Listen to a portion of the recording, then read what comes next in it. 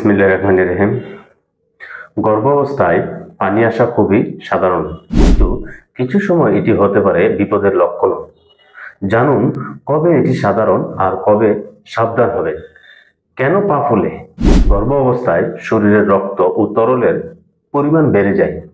বিশেষ করে শেষ 3 মাসের জরায়ুর চাপ পায়ের রক্ত চলাচলে বাধা দেয়, ফলে পায়ে পানি জমে। সাধারণ লক্ষণ: দিনের শেষে পা ফোলা, সকালে কিছুটা কমে যায়, ব্যথাহীন ফোলা, যা করলে উপকার পাবেন। দিনে 8 থেকে 10 গ্লাস পানি খান। বেশি সময় দাঁড়িয়ে থাকবেন না। শুয়ে বা বসে পা কিছুটা উঁচু করে রাখুন। টাইট মোজা, টাইট জামা এড়িয়ে চলুন। হালকা ব্যায়াম বা হাঁটাহাঁটি করুন। সতর্ক হন যদি পা হঠাৎ অনেক ফুলে যায়, ব্যথা করে, এক পা বেশি ফুলে, সঙ্গে মাথা ব্যথা বা ঝাপসা দেখা যায়। এসব হলে দ্রুত ডাক্তারের পরামর্শ নিন।